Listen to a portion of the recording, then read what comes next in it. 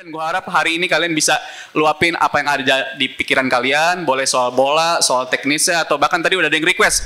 Sebenarnya ini harusnya adanya di akademi gitu, yang berbayar ya. Tapi karena gue lihat teman-teman makin komit di sini, ya gue bersedialah untuk kasih ilmu gue sedikit.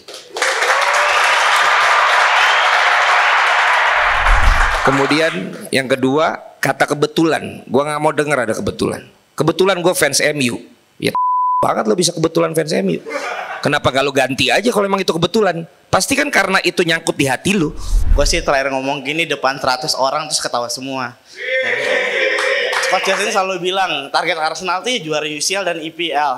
Ya itu menurut gue sih target yang agak muluk-muluk ya buat Arsenal. Di babak 16 besar selalu ketemu tim-tim sulit. Lawan AC Milan, lawan Barcelona eranya Pep. Terus sekalinya gampang lawan AS Monaco kalah sama golnya Kondogbia yang dibeli Inter terus nggak bisa apa-apa juga.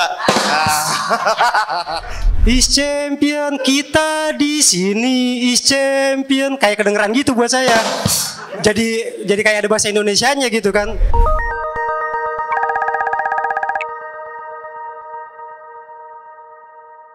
Ini gue kira tadi hari ini bakal lebih sepi dibanding biasa-biasanya. Tadi gue ngeliatnya kelihatannya begitu ya. Sampai jam 7:30 tuh kurang lebih ada 3 orang 4 orang. Tapi ternyata muka-muka lama berdatangan lagi nih. Kayak ada Yuno yang baru aja debut. Gue denger-denger di Nalar TV ya. Congrats Yuno.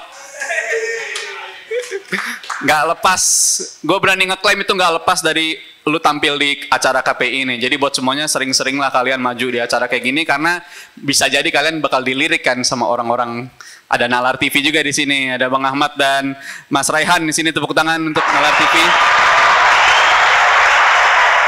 Dan ada banyak muka-muka yang udah familiar banget ya, ada Mas Gerardo, Mas Ismail, Mas sekarang gila, dan juga Mas ini habis ngantor, udah beberapa juga ini. Dan hari ini yang paling jauh kita kedatangan dari Labuan Bajo, tepuk tangan buat orang Labuan Bajo ini. Ya, jadi makin bervariasi, makin banyak latar belakang, makin banyak juga wajah-wajah baru yang baru gue lihat hari ini. Dan inilah tujuannya dari KPI ya. Kita nggak mau bikin lu istilahnya jadi domba gitu. Gue nggak mau menyeragamkan lu semua, tapi gue pengen lu semua punya pandangan berbeda masing-masing dan lu luapkan di sini. Kita nggak pengen lu punya, kita seragamin. Ngapain kita kayak begitu kan? Nanti kalau lu jadi domba, bisa jadi potensinya munculan nabi-nabi palsu lah istilahnya, nabi palsu. Jadi kalian bebas berekspresi di program Komunitas Pandit Indonesia ini. Dan gue harap hari ini kalian bisa luapin apa yang ada di pikiran kalian. Boleh soal bola, soal teknisnya, atau bahkan tadi udah ada yang request. Kayak Mas Andri dari Labuan Bajo ini mau nge-share pengalamannya ngeliat perkembangan sepak bolanya di Labuan Bajo ya. So, gue nggak perlu berlama-lama lagi. The stage is yours. Silakan nikmatin waktu kalian ketika ada di depan sini. So, gue kembaliin lagi ke Mas Dio. Thank you semuanya.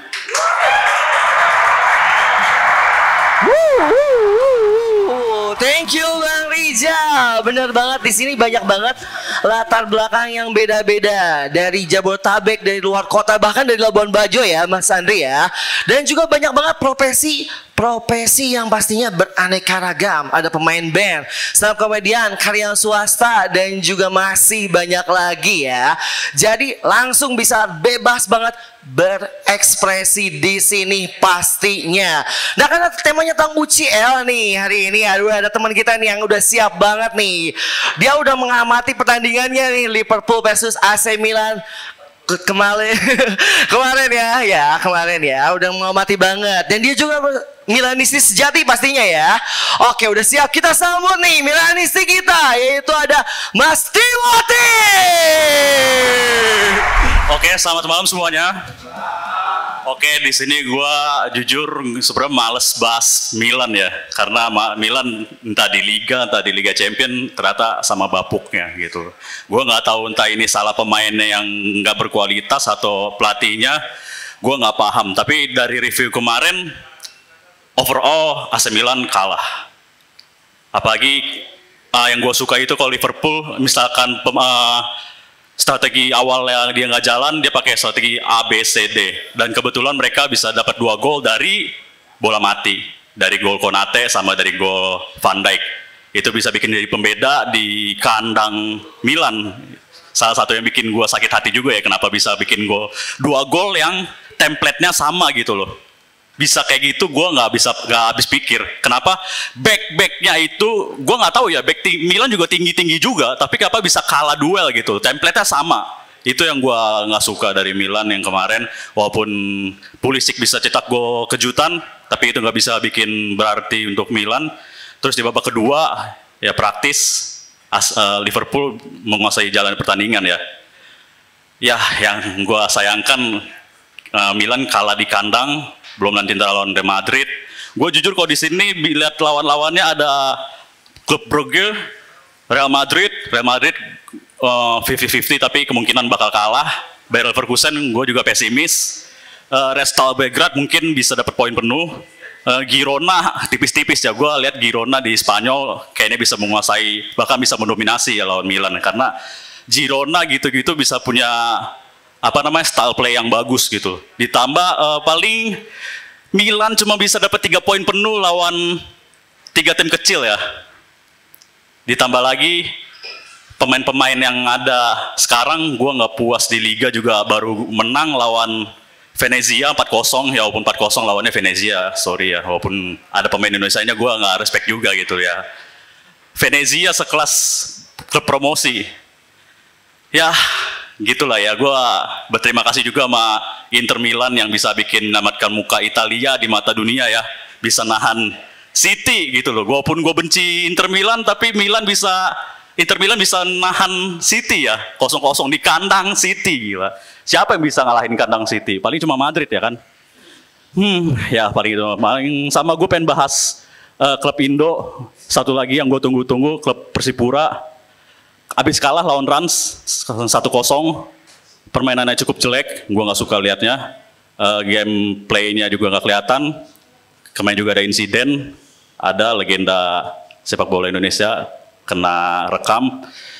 Ya sedih ya, dengan klub sebesar itu masih ada insiden-insiden yang nggak seharusnya terjadi gitu di mata legenda. Gue jujur, gue hormat banget sama legenda itu, Boa Solosa, tapi ya mungkin juga manusia ya, bisa ada hilaf-hilafnya.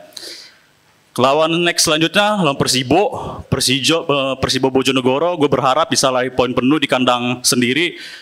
Gue nggak berharap Persipura bisa lolos, tapi gue pengen lihat Persipura main di kandang apakah bisa lebih bagus ataukah enggak. Karena gue pengen minimal main bagus dulu lah.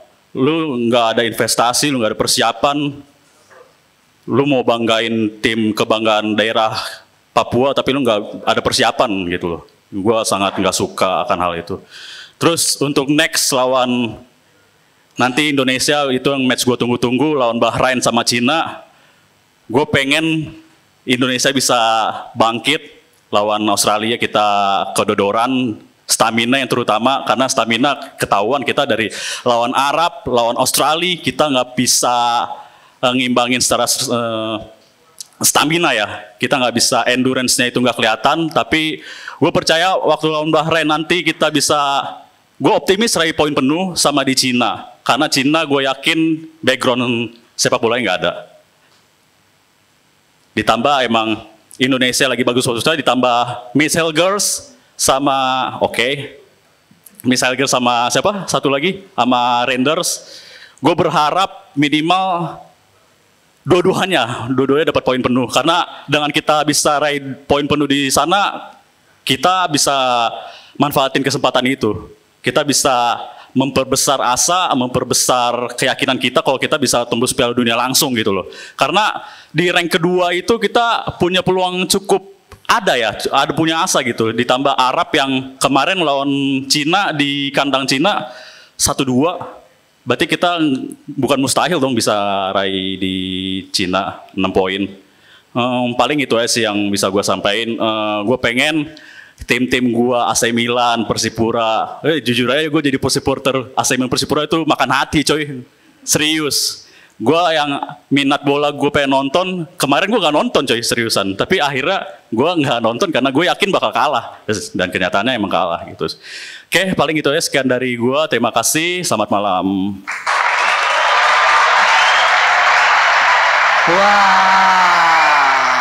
Ngebahas AC Milan, langsung pindah ke Persipura, langsung ngebahas timnas juga. Keren Bang Timothy. Tapi AC Milan kan jalannya pelan-pelan biar menuju kejuaraan. Apalagi Proseska belum bisa belum bisa nyatu banget ya timnya ya. Soalnya dari Pioli sebelumnya yang bertahan itu ya. Yang kata seorang taktik Pioli itu miskin taktik gitu ya. Sama kayak Ancelotti ya. Ngomong-ngomong masalah Ancelotti nih. Wah, ini nih. Calon pandit kita ini memiliki khas juga di tampilannya juga nih. Dia itu gunners banget pastinya. Dan dia juga pengen bahas mengenai Ancelotti nih. Apalagi Madrid baru aja menang nih 3-1 lawan Stuttgart. Langsung kita sambut aja Bro Andri. Pertama kalinya gue berdiri di panggung ini ngomongin bola. Thank you. Jadi gue tema malam ini UCL dan gue mau bahas tentang Real Madrid. Khususnya gue pengen bahas kenapa Real Madrid itu punya DNA UCL sih. Itu sebenarnya itu apa itu DNA UCL gitu.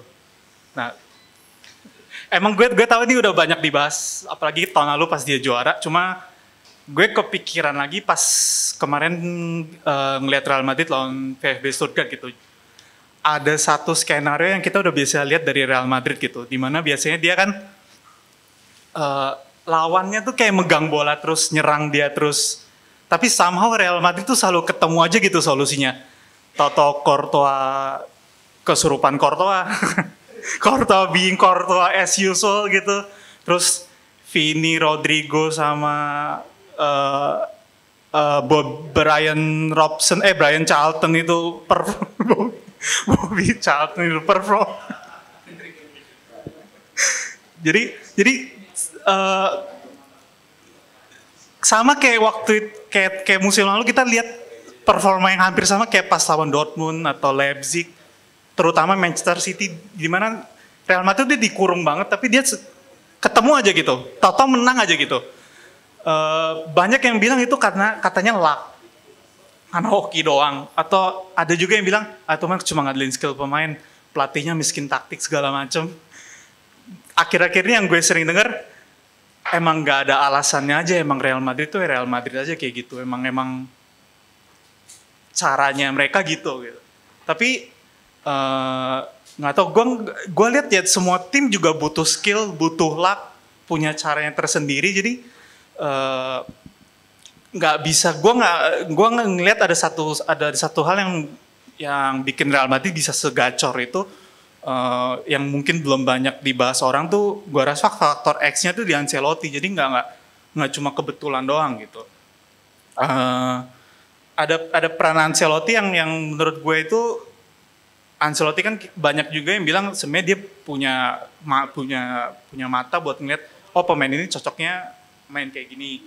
Kalau gue punya pemain kayak gini, taktik gue harus nyesuaiin sama pemain yang gue punya, tim yang gue lawan. Jadi kadang dia mainnya, kadang dia kalau lawan tim kecil kayak LC atau Las Palmas dia bisa nyerang. Tapi kalau lawan tim yang neken, gegen pressing atau yang lebih berani nyerang dan berani bikin kombinasi di pertahanan lawan kayak City, Dortmund, dia bakal lebih bertahan banget, ngandelin counter attack. Tapi gue lihat ada satu hal yang Ancelotti punya, yaitu ngebangun chemistry pemainnya. Jadi contoh yang paling kelihatan itu menurut gue pas game lawan City musim lalu. Jadi kalau misalnya kita balik ke game itu, Real Madrid bener-bener dikurung habis-habisan 2 leg itu ya. Meskipun skornya 1-1 sama 3-3, karena emang dia punya mungkin pengalaman pemain mereka kan ada yang udah 5 UCL, ada yang 2 UCL, jadi itu nggak bisa bohong lah buat comeback itu. Tapi di babak keduanya itu kan parah banget ya, kalau kita masih inget. Bener-bener gue lihat di Twitter, bahkan gue sambil buka Twitter saya seru kan. ngelihat fans tuh, anjir kayak ini kalah deh udah deh.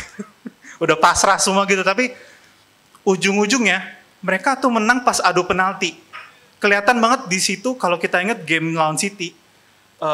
Pemain City tuh pas ngambil penalti kayak nggak yakin gitu, gesturnya, terus arah tendangannya, power itu agak lemah. Jadi kayak somehow ada City yang sebenarnya bukan tim kecil, maksudnya bukan tim baru gitu. Mereka punya mental yang teruji, mereka bisa ngebongkar pertahanan lawan ujung-ujungnya juga kalah mental sama Real Madrid. Dan Ancelotti bilang di press conference ini tuh salah satu cara, dia bilang ini satu-satunya cara buat ngalahin City kayak gini. Gue harus gue harus tahan sampai adu penalti gitu. Nggak selalu berhasil, kadang dia ngelawan tim besar lainnya juga kalah.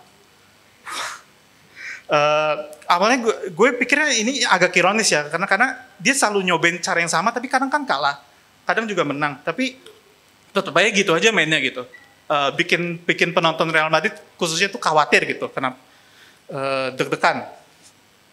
Nah jadi kalau gue lihat di sini mungkin chemistry-nya gimana dia ngeyakinin pemain kayak, kita lawan City kita main kayak gini, kita harus kayak gini, kita lawan tim kecil kita harus main nyerang. In the end results doesn't really matter kayaknya buat Ancelotti, karena mereka juga tim yang udah sering juara mungkin. Jadi gue lihat di situ sih chemistry-nya itu. Toh lagi pula juara kan cuma bonus gitu. Jadi ya itu sekian dari gue. Menurut gue itu salah satu sisi LZT yang belum dieksplor. Thank you.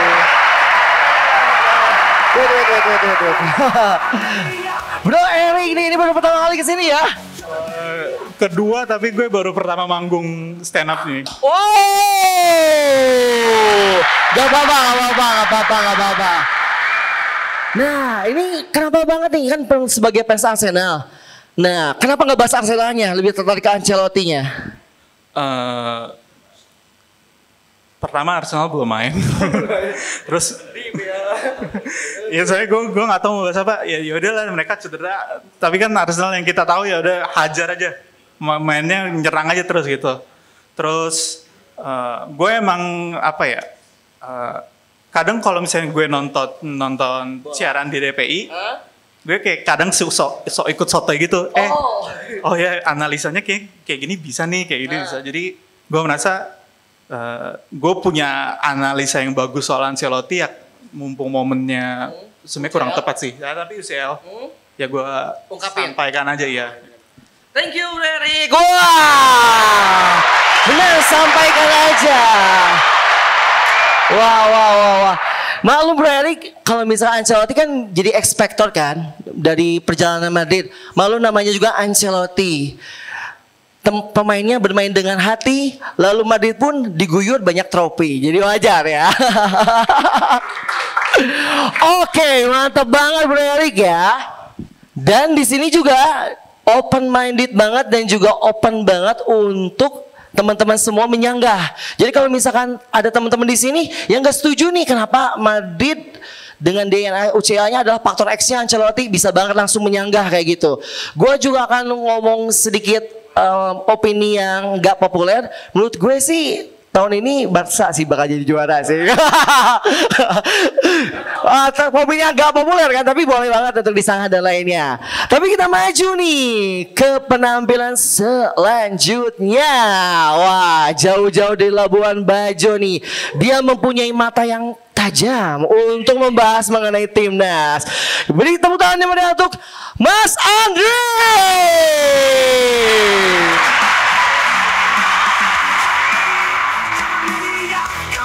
Halo, selamat malam semuanya. Oke, perkenalkan saya Andri dari. Oke, ulang lagi ya. Halo, perkenalkan saya Andri dari Labuan Bajo. Terus terang saya merasa bersyukur ya teman-teman semua ada wadah ini ya. Terus terang saya anak daerah yang secara networking nggak punya apa-apa, tapi ketika ada panggung seperti ini kita merasa bersyukur ya. Karena kita bisa mengekspresikan apa yang bisa menjadi sesuatu yang mungkin bisa didengar di luar sana gitu. Oke teman-teman, ngomongin timnas ya. Sebenarnya euforia timnas ini teman-teman sudah ada di daerah-daerah, khususnya di daerah saya Labuan Bajo. Jadi kalau ngomongin sepak bola, sebenarnya kita dari kecil itu udah tumbuh dan bertumbuh bersama sepak bola. Cuman jarang kesorot aja. Pertama, secara fasilitas kita memang nggak punya. Tetapi lambat laun seiring dengan euforia timnas yang semakin pesat nih, di daerah-daerah juga sudah mulai terbuka. Ada anaknya yang mulai sekolah sepak bola, lalu ada teman-teman yang kuliahnya dari jurusan olahraga yang biasanya orientasinya cuma guru olahraga, tetapi sekarang udah mulai kebuka nih, mulai untuk kursus wasit. Lalu ada yang mulai pelan-pelan kursus pelatih. Nah, menurut saya ini salah satu tren positif yang patut saya syukuri, yang sebelumnya mungkin tidak pernah terbayangkan. Lalu yang menjadi keresahan saya teman-teman, sebenarnya di semua daerah itu ada turnamen. Namun yang menjadi kendala adalah investasi para pemilik klub di daerah-daerah itu bukan untuk kayak misal ada dana nih, mendatangkan scouting, enggak. Mereka cenderung investasikan dana mereka untuk mendatangkan pemain Liga 2, Liga 1 yang kebetulan waktu turnamen berlangsung tuh non-job gitu. Jadi sekali pertandingan misalnya dibayar berapa dan segala macam. Nah, justru uangnya itu secara besar-besaran dihamburkan ke situ.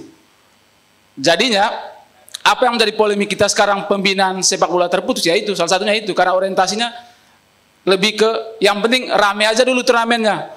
Urusan jangka panjangnya itu urusan belakangan. Nah, itu mungkin menurut saya ini salah satu yang perlu saya suarakan dan menurut saya KPI ini menjadi satu faedah yang menurut saya bisa saya sampaikan itu, bahwa ini realita yang terjadi di daerah-daerah, dan saya yakin ini juga nanti saya berharap KPI juga bisa diadain di daerah-daerah sehingga literasi ini nggak hanya di Jakarta.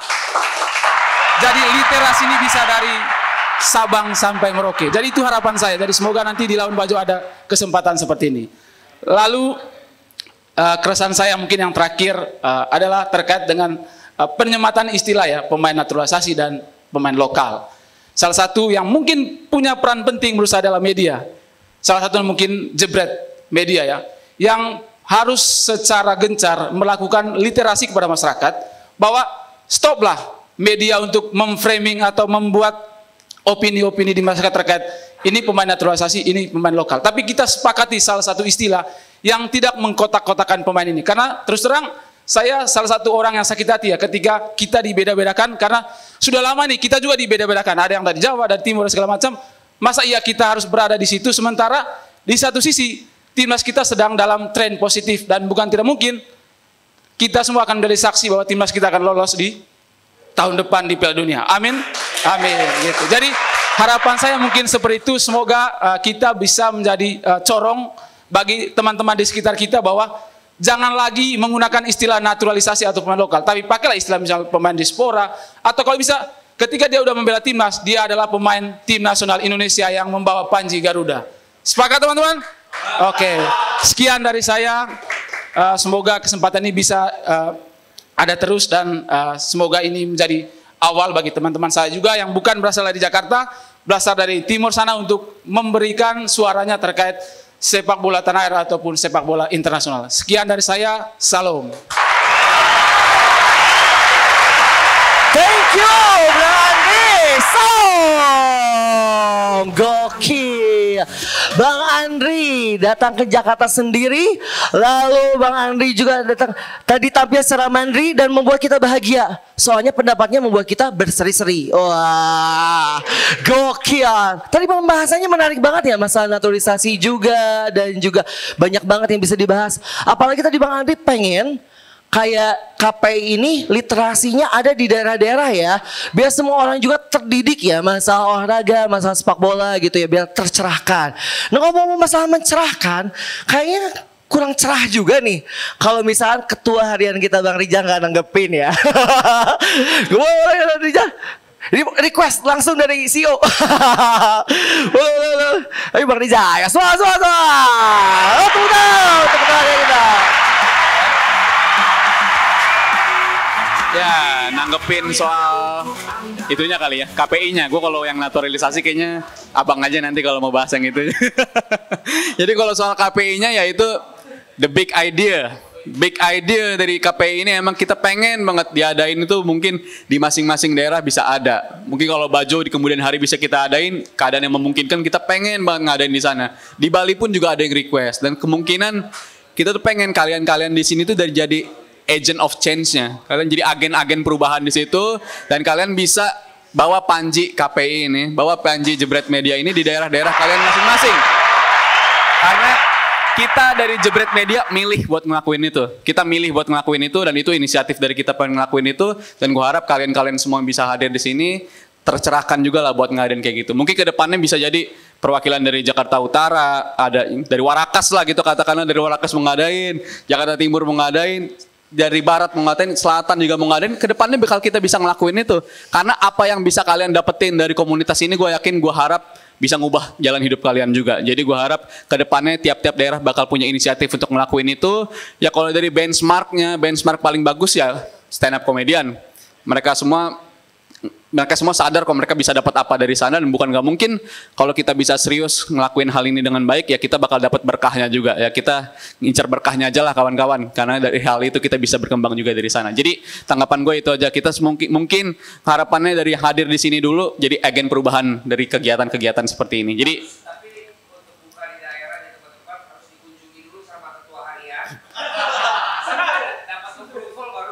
siap, saya milih buat ngakuin itu juga demi kalian semua. Jadi saya bersedia.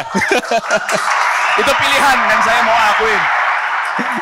Dan saya nggak gentar, justru saya mau ngeladenin kalian semua di sana. Jadi cukup gitu aja responnya. Makasih. Ketua harian kita udah mau sacrifice ya untuk berkunjung ke daerah-daerah ya. Thank you. Oh. Aman, apalagi Labuan Bajo pemandangannya indah ya, dan membuat masa depan Indonesia semakin cerah pastinya.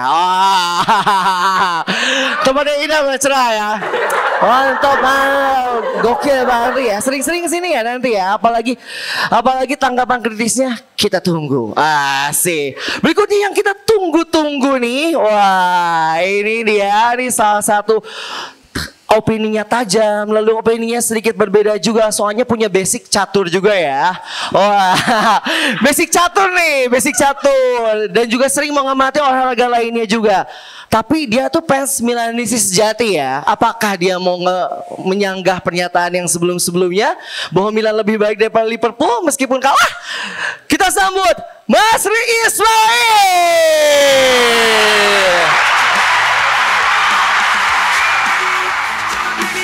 Halo. Oke. Selamat malam semuanya. Ini harus bahas UCL ya. Mood saya langsung jelek nih kalau bahas UCL. Kalau masalah Milan nanti aja lah yang lain bisa membahas. Kebetulan nih sebenarnya karena ada Mas Andri dari Labuan Bajo ya. Saya mau bahas PON boleh? 4 tahun lagi dia jadi tuan rumah PON. Iya, jadi kebetulan kan sekarang lagi rame ini ya, masalah tentang PON, tentang venue yang belum siap, tentang makanan yang nggak sesuai standar, tentang wasit yang digebukin gitu kan. Saya jadi kepikiran nih, 4 tahun lagi, apakah akan lebih hancur dari yang sekarang gitu kan. Kan kita bisa bayangin ya, di Aceh sama di Sumut kan, paling tidak modal fasilitas olahraganya ada lah ya gitu ya, walaupun mungkin masih terbatas gitu. Tidak bermaksud untuk mendiskreditkan, tapi mungkin kalau di NTB dan di NTT mungkin lebih minim lagi ya.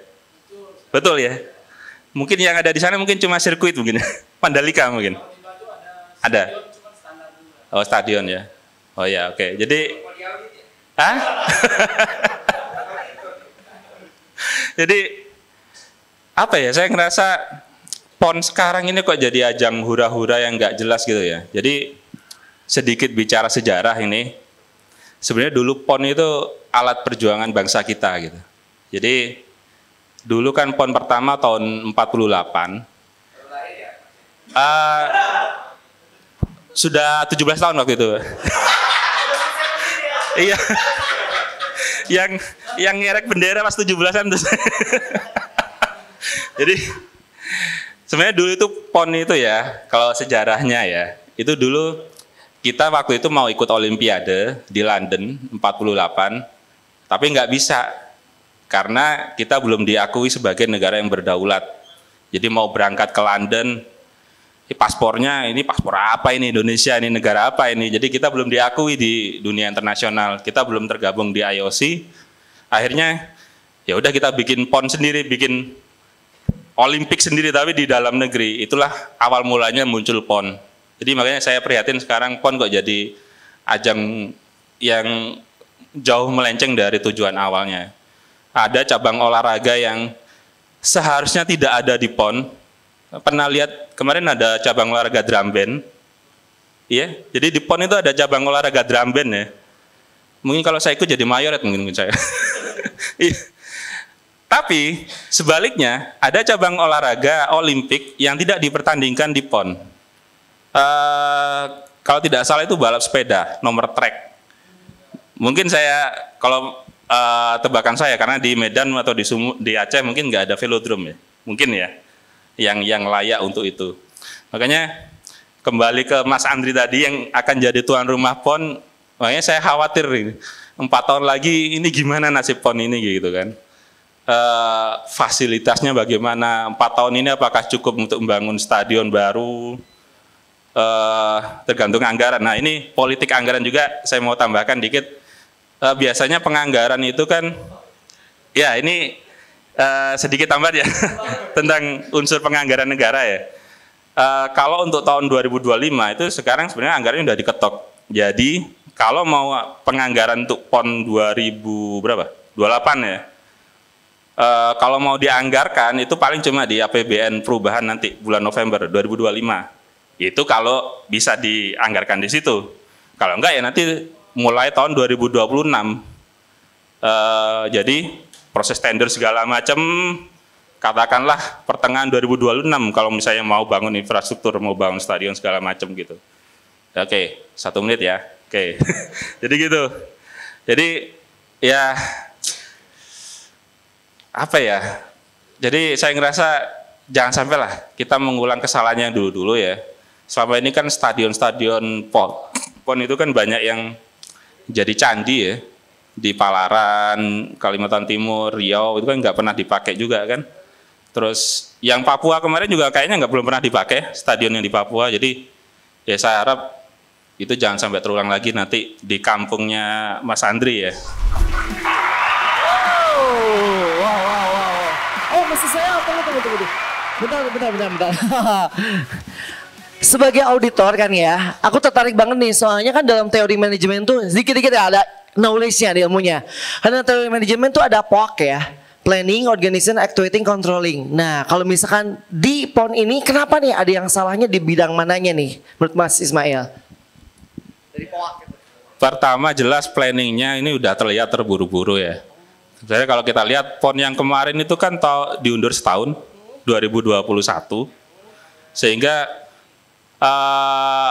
penganggaran untuk pengadaan infrastruktur yang sekarang mungkin juga harusnya yang mundur juga akhirnya kan. Bahkan kemarin ada isu katanya anggaran baru turun bulan Juli kalau nggak salah ya. Itu kan terlihat bahwa PON ini terburu-buru dan mungkin sesuai dengan mental kita ya. Orang Indonesia kan deadliner ya. Iya, jadi kita kuliah juga kan biasanya belajar semalam sebelum ujian ya. Mungkin kita juga berpikir kita bisa bangun stadion semalam sebelum event. Tapi ternyata nggak jadi juga. Akhirnya itulah akibatnya. Oh, planningnya berarti ya? Iya. Thank you. Wah. Mas Maya tuh suaranya merdu banget ya, kayak guru sejarah gitu ya. Apalagi tema-temanya bersejarah banget ya. Historical banget. Woi, keren. Jadi ada pengetahuan baru nih tentang PON juga. Makanya Jebret Media nih harus tonton nih di YouTube-nya biar dapat insight-insight baru yang mencerahkan pastinya. Nah, ngomong-ngomong mencerahkan, wah. Pekan-pekan kemarin tuh ada yang baru cerah banget ya. Soalnya habis dibantai Liverpool langsung menang 7-0 ya. Wah. Nah, ini bro kita ini itu glory Man United banget nih. Beri tepuk tangan yang meriah untuk Mas Raihan.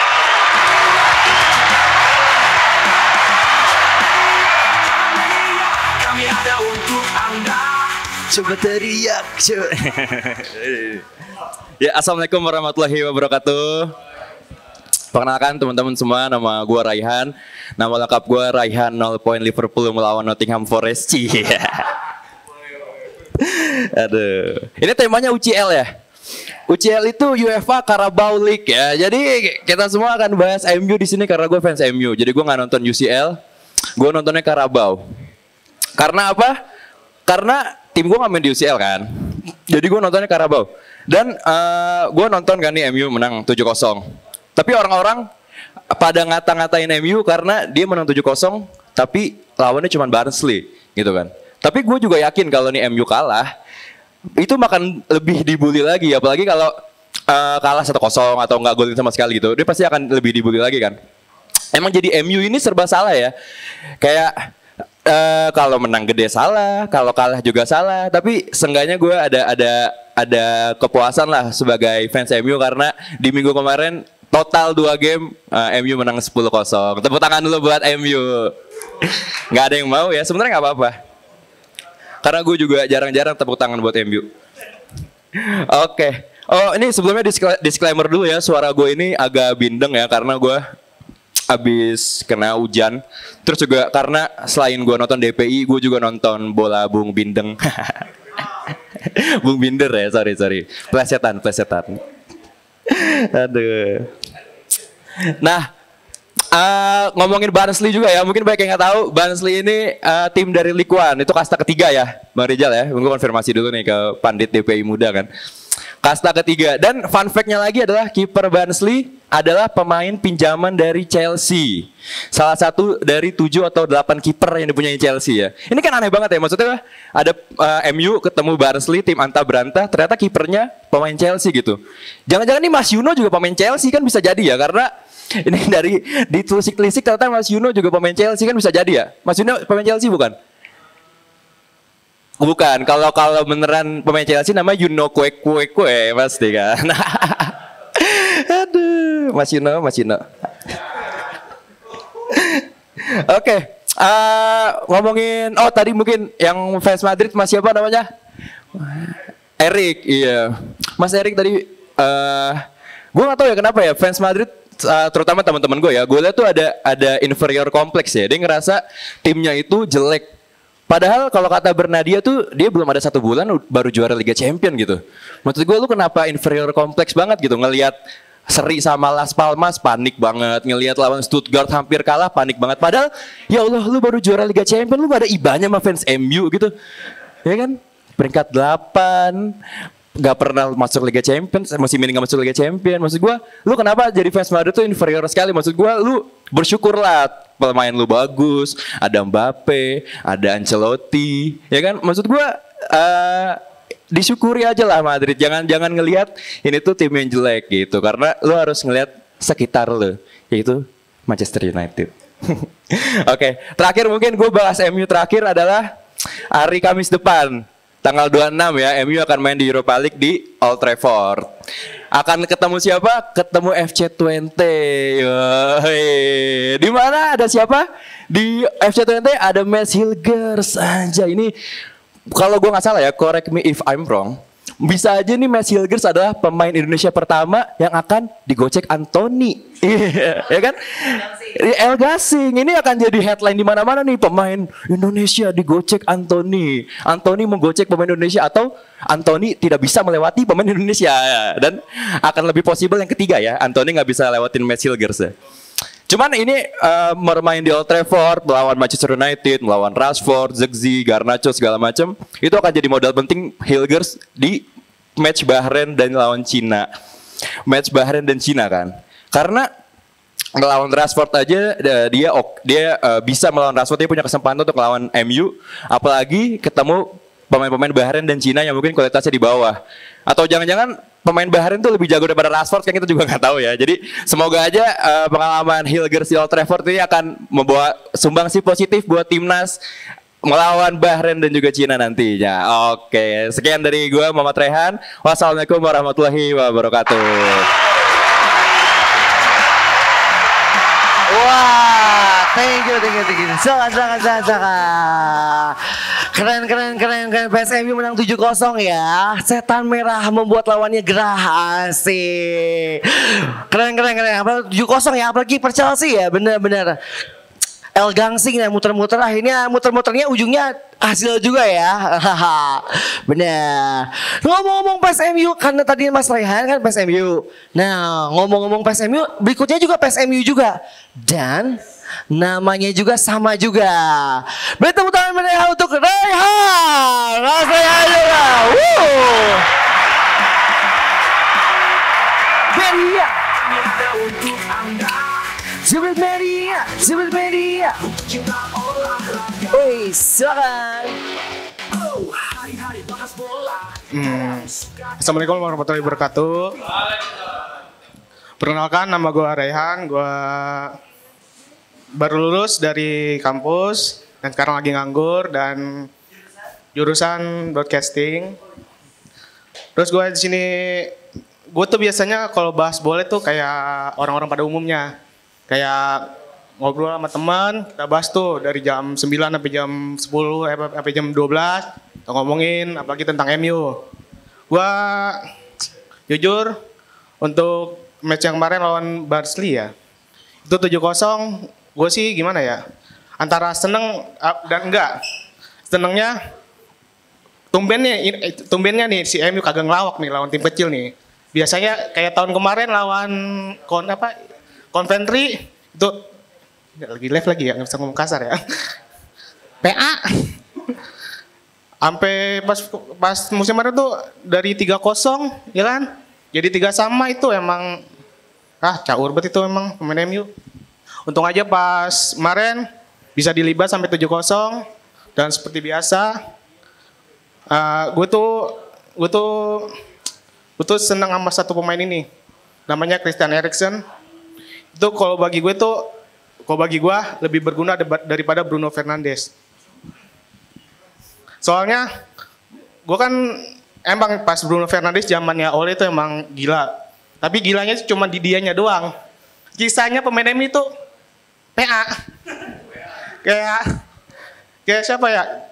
Kanan Wan-Bissaka, Maguire, Lindelof, kiri Shaw oke lah. Terus tengahnya McTominay, ya Allah McTominay. Pemain apa tuh? Gak jelas. Bisanya cuman nabrak-nabrak doang. Cocok banget itu jadi pemain AC Milan. Untungnya dia mainnya di Napoli ya. Bisa dihajar tuh masih Conte kan ya. Biar jadi sistem gitu, dia main sistem. Terus ada si Fred, ini lagi si Fred. Lari doang. Kayaknya siapa ya? Kayaknya Ivar Dieng lebih bagus daripada Fred Mumbada. Fred masih mending Ivar Dieng masih mending ada visi gitu. Lah Fred sekali doang 10 pertandingan. 10 pertandingan dua pertandingan bagus, sisanya hancur kan. Habis itu Bruno Fernandes sama Christian Eriksen. Itu gue lihat Bruno Fernandes itu tuh dia tuh jarang banget dia tuh jarang bermain kombinasi 1-2 sama pemain lainnya. Dia tuh selalu sering 1-2 itu sama Rashford. Itu sering betul. Biasakan bola dari Bruno Fernandes, dia tuh langsung lempar bola ke Rashford. Dan itu kayak ngasal nendang aja, kayak kadang-kadang pas, kadang-kadang kasihan juga Rashford ngejar 10 meter kan lumayan jauh kan ya. Mendingan Eriksen kalau bagi gua. Karena Eriksen itu kalau gua lihat kan gua kan juga ngikutin Eriksen pas zamannya Spurs 2016, terutama dia pas di UCL 19. Itu gue nonton nih Eriksen emang passingnya emang luar biasa nih Eriksen. Gue lihat umpannya sangat membanyakan. Terus apalagi pas golnya Garnacho kalau nggak salah ya. Itu kan pertama kan dari tengah 1-2 transport ke Eriksen lempar ke Garnacho. Itu gue bagi gue emang ciri khas Eriksen emang kayak gitu. Tapi banyak orang yang tidak melihat Eriksen itu kayak tidak, pokoknya kalau bagi gue Eriksen itu lebih bagus daripada Bruno. Untuk pemain yang sebaiknya dibuang kalau bagi gue si Bruno. Karena pertama itu gue bilang tadi egois banget. Terus selalu nendang tuh selalu ngasal aja. Kalau menang Eriksen kayak ngatur tempo dari tengah, dari switch dari kanan ke kiri, ke depan. Pada Bruno itu kalau bagi gue terlalu itu aja lah. Terus sama orang tuh juga membandingkan dengan umurnya. Eriksen itu terlalu tua. Padahal cuma beda 2 tahun dari Bruno. Tapi emang iya si Eriksen kan juga kan pas Euro kan collab juga kan. Jadi gue kayak dia emang untuk bermain 90 menit Eriksen emang tidak kuat. Tapi kalau bagi gue ya gitulah.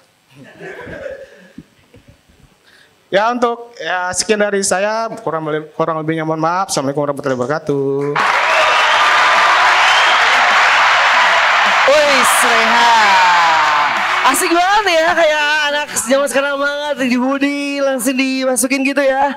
MU tuh gitu ya. Itu banget play banget ya, wis. Nah, gue pengen membuat sebuah ini ya buat perdebatan juga nih. Menurut lu tim Ten Hag dipecat atau tim Ten Hag dipertahankan sampai Desember nih? Menurut lu gimana? Lu tim yang mana nih? Kalau untuk ini tergantung pemainnya juga sih. Itu tim yang mana nih? Itu permasalahan di pemainnya. Pemainnya itu gimana ya? Lu mau ganti pelatih semanapun, sehebat apapun, kalau pemain yang nggak mau ngikutin instruksi pelatih, dia kayak terlalu dia kayak lebih besar daripada pelatih, ya percuma aja sih. Mendingan ini tergantung pemainnya aja. Apakah dia mau apa dia mau nurut dengan Ten Hag atau dia seperti biasa kayak di zaman Mourinho lah, zaman Ole lah, terus zaman Rangnick apalagi, atau cuma 6 bulan. Yaudah, itu aja sih. Jadinya tergantung pemainnya. Jadi tim pecat Ten Hag atau enggak? Saya enggak. Oh enggak, woi. Pertahankan Ten Hag ya. Glory. Thank you, Rea. Tergantung pemain ya, pertahankan Ten Hag kata Rehan. Mungkin teman-teman Jebret Media juga setuju, bisa langsung komen di bawah juga pastinya. Dan jangan lupa juga untuk vote nih di Sateni Media Awards. Masih ada waktu 1 minggu lagi ya, pastinya. Nah, untuk berikutnya nih, dia adalah Romanisti. Wais, dan juga ilmu kepelatihannya juga keren banget. Wah. Dan juga gue banyak belajar banget nih, apalagi waktu gue nonton timnas sama dia, gue banyak belajar banget nih masalah taktikal dan juga strategi.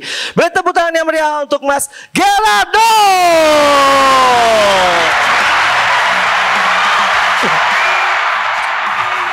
Gue lihat-lihat lama-lama dia mirip Nanda Isman ya. Versi gabungan sama Mas Naryo cek toko sebelah tapi. Itu tadi sebelumnya kita lihat ada 2 fans MU maju di depan bercerita dengan bingung. Tapi fans MU tuh kalau kagak kalau nggak bingung tuh emosian. Gue tuh pernah abis pulang nobar ini timnas SEA Games lawan Thailand 5-2 kita menang ya. Kelarin nongkrong tuh, ternyata yang fans MU gue bilang kan, gila timnas sekarang gacor, bisa kali ya lawan MU ya. Terus udah bete tuh satu orang gue bilang, dia bilang, kenapa MU ya mas ya? Gue bilang, lah MU lawan Thailand All Star aja kalah 0-1, apalagi kalah timnas. Ketawa tuh orang. Sekarang apa-apa orang bawa MU, anjir marah. Emang gitu kayaknya darah tinggi ya. Apalagi udah fans MU pemakan daging kambing. Udah darah tinggi aja tuh. Ya ngomongin, sebelumnya hari ini nih, gue senang banget karena ternyata kita didatengin sama banyak tokoh-tokoh penting di sepak bola Indonesia nih. Wis. Bingung gak usah nol ini. Sebelumnya boleh tepuk tangan buat Hendra Bayau. Sebelahnya boleh tepuk tangan buat Lulinya. Ya kurang ya ternyata ya. Ya udahlah yang terakhir tepuk tangan buat Giring Niji pas PSI. Mirip ya. Ya ngomongin Liga Champions nih, sebenarnya gue tuh agak menyayangkan gitu. Kenapa kita tuh kan ini kan sekarang di Asia ini kan ada Liga Women's Champions League kan. Nah Women's Champions League ini yang gue menyayangkan adalah ternyata bukan cuma menyayangkan kita nggak ikut. Ternyata tetangga kita Malaysia tuh punya wakil. Ya enggak, Sabah ya. Jadi itu kan beberapa bulan lalu kan ada sertifikasi, apa sih namanya kalau bahasanya kalau klub tuh sertifikasi Asia ya. Jadi buat negara-negara Asia yang mau ikut Liga Champions wanita boleh tuh mengajukan. Ternyata kita nggak mengajukan, Malaysia malah mengajukan. Yang gue menyayangkan adalah padahal beberapa tahun ke belakang gue tuh sempat DM-an, maksudnya kontak-kontakan lah info tentang sepak bola sama salah satu pemain putri di Malaysia. Dia justru ngiri sama di Indonesia. Karena di Indonesia tuh kayaknya aktivitas sepak bola putrinya lebih banyak daripada di Malaysia. Sampai dia pun bilang gini, dia tanyakan katanya, bang kalau di Indonesia itu bisa nggak sih ada turnamen kita yang pemain asing tuh ikut gitu. Terus gue bilang so far sih sebenarnya boleh-boleh aja gitu. Sebegitunya mereka ngiri sama kita, tiba-tiba kita ada Liga 1 Putri duluan. Ada Liga 1 Putri duluan dan aktivitas sepak bola putri di kita tuh sebenarnya lebih banyak daripada di Malaysia. Tapi Malaysia malah ikut duluan, itu yang gue akan menyayangkan. Dan tau gak, sekarang tuh ya aktivitas sepak bola putri itu akhirnya apa yang dituju? Ya cuma PON aja. Nggak ada lagi selain PON, Liga nggak ada, paling turnamen kecil-kecilan. Terus juga turnamen kecil-kecilan menurut gue juga agak disayangkan, karena kenapa? Maksudnya kan ini ada turnamen grassroots gitu ya. Tapi kadang tuh kan ada kayak pembatasan kayak masalah pemain pro nggak boleh ikut. Masalahnya yang dimaksudkan pemain pro ini siapa gitu loh. Kan kita belum pernah ada liga profesionalnya. Terus juga untuk kalau dibilang non timnas, ex timnas nggak boleh ikut.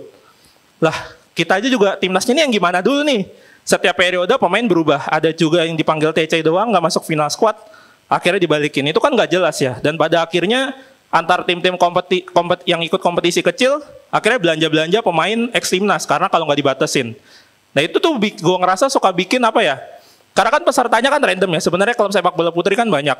Tapi ketika ada turnamen kecil, terus habis itu ada satu tim lah ya yang ngeborong timnas, ketemulah tim yang isinya orang-orang baru belajar. Ya hasilnya tuh skor-skor Afrika keluarlah 10-0, 12-0. Akhirnya yang nggak ngehasilin apa-apa gitu, itu yang sangat gue sayangkan. Terus juga Liga Champions ini kan gak cuma di Eropa, ada juga di Asia. Terus semalam itu salah satu tim yang suka gue pantau itu JDT. JDT itu berhasil menahan imbang 2 sama Shanghai Port. Terus pemain bintangnya Arif Aiman nyetak gol kan. Tapi itu gue suka bingung ngeliatin netizen Malaysia gitu kalau ceng-cengan klub. Ceng-cengannya tuh jelek aja gitu menurut gue. Dia bilang gini katanya ke JDT. Alah JDT hari ini ngebantai Kedah, besok dibantai sama klub Korea. Yang ngomong ini fansnya Selangor. Lah kemarin akhirnya kan pengundian nih. Sekarang kan ada Liga Champions 2 ya, yang AFC Cup jadi Champions 2 kan. Nah, klub-klub Korea sama Jepang turun tuh. Pengundian, Selangor, segrup lah sama John Book Motors. Ya udahlah, selamatlah hari ini ngebantai Kedah, ngerasain tuh besok dibantai klub Korea. 1 menit lagi ya? Oke, yang terakhir apa ya? Oh ya, terus netizen Malaysia ini juga aneh kalau ngomongin sepak bola Indonesia. Masalahnya dia ngecenginnya gini, percuma kalau kita lolos ke round 3, tapi kita nggak pernah punya piala, karena mereka habis dapat pesta bola merdeka. Lah, masalahnya pesta bola merdeka mah turnamen ecek-ecek ya, bikin sendiri. Kalau ngomong gitu juga Malaysia kagak pernah tuh juara MNC Cup. Ya ini, di Indonesia, MNC Cup kan pernah juara, SCM Cup. SCM Cup yang Ramadhan 2013. Kalau gitu kita mah ngadain mulu aja ya, ngundangnya Timor Leste, Fiji, Tonga gitu-gitu ya. Kan dapat terus. Bener kan Bang Lulinya? Iya gitu, sama kayak netizen kita juga, netizen mereka juga suka kayak netizen kita. Yang terakhir mah kalau menurut gue sama, gue masih, ini kan maksudnya timnas kan udah di ronde ketiga, udah kepalang jauh lah kita mau ke Piala Dunia. Tadinya mungkin ikutnya kayak iseng-iseng gitu. Ternyata sampai jauh nih sampai ronde ketiga. Jadi apapun yang kita lakukan, gue rasa selagi itu legal, kalau kita harus cari pemain keturunan apapun, ya digas aja karena udah mentok juga kan sampai jauh gini. Masa iya kita tiba-tiba ngikutin netizen? Iya juga ya. Ngapain kita pakai naturalisasi? Aha, saya turun kan Liga 1 gitu. Ntar kan kalau tiba-tiba anjlok kan kita juga yang kesel karena akhirnya ngulang lagi ntar periode selanjutnya. Tapi ya udah pokoknya gue dukung teruslah timnas. Dan yang terakhir juga kalau Malaysia bilang dia pernah juara pesta bola merdeka, pelatihnya kagak pernah tuh juara Jebret Media Award. Ya kan Bang? Bisa kali Bang baca nominasi. Saya Gerardo, terima kasih. Welcome back to KPI, Komunitas Pandit Indonesia.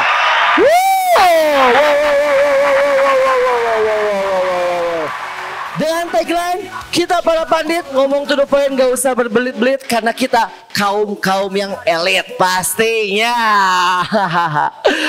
Oke, kita langsung menuju performa berikutnya nih. Ada Raffi. Wah.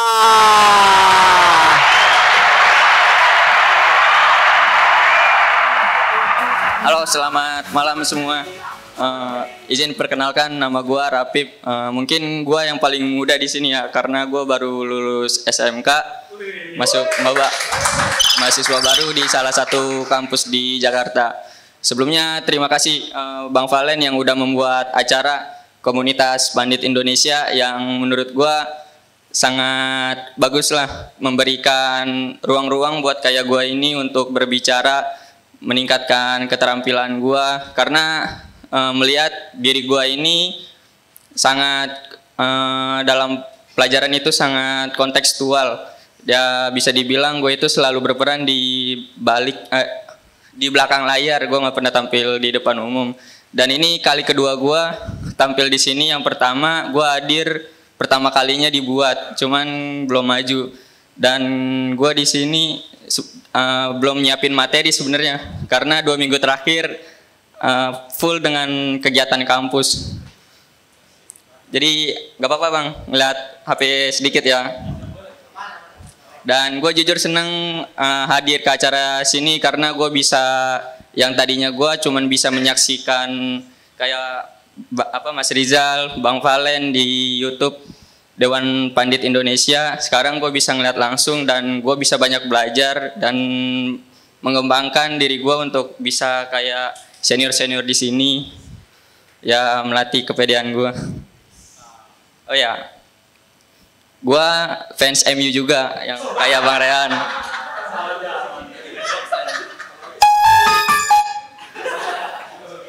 Benar, fans MU itu kayak orang bingung sama sedikit emosian.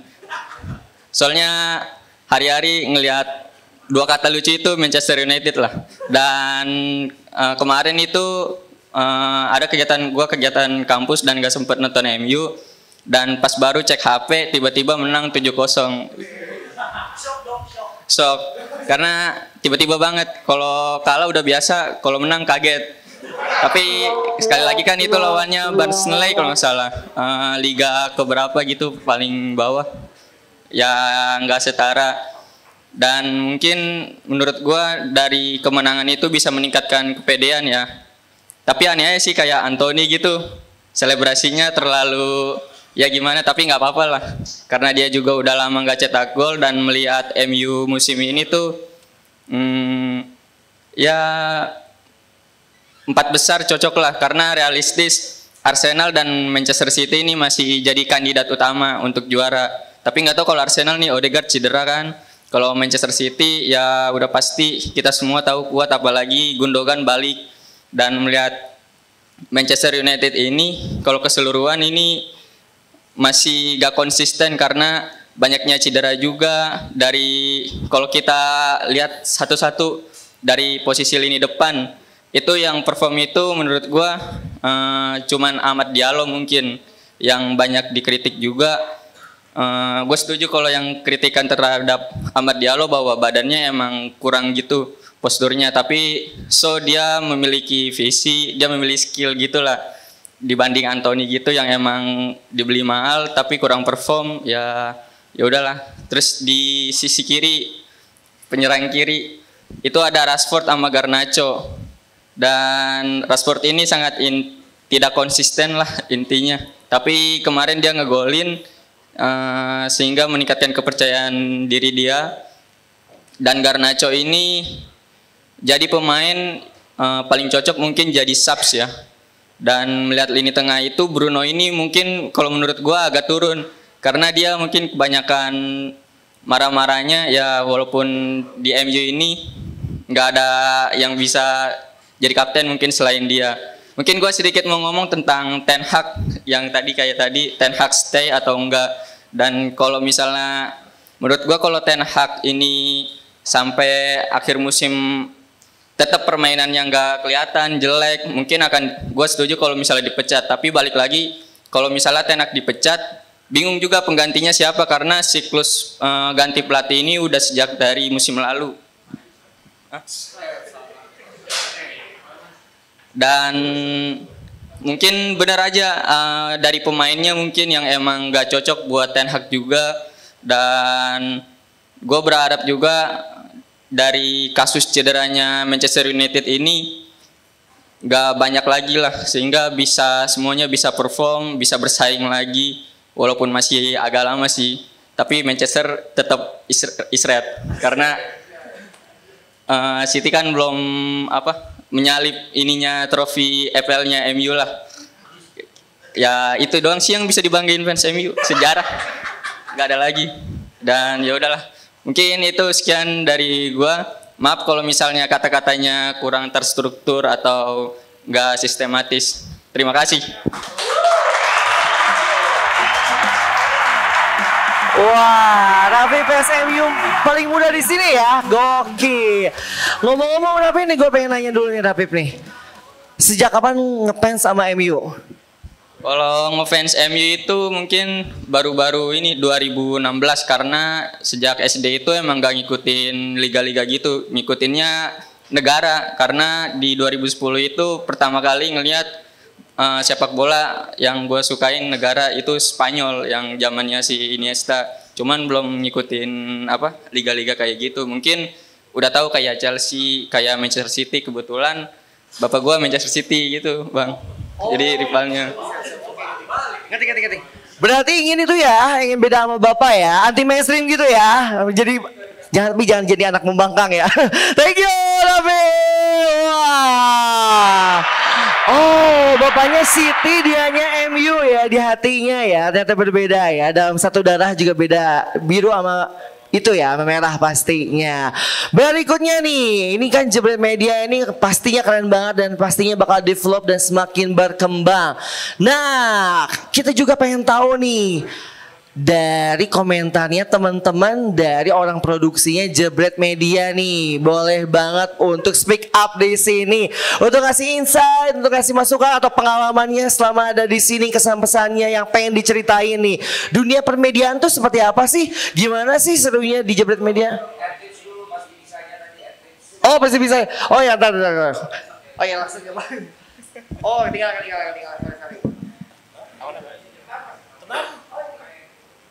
Oh iya.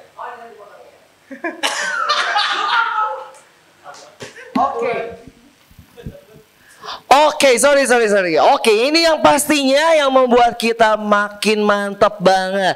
Ada sebuah kopi yang pastinya keren banget. Dan gue juga ada pantun untuk pasti bisa. Siap? Nanti bilang cakep ya.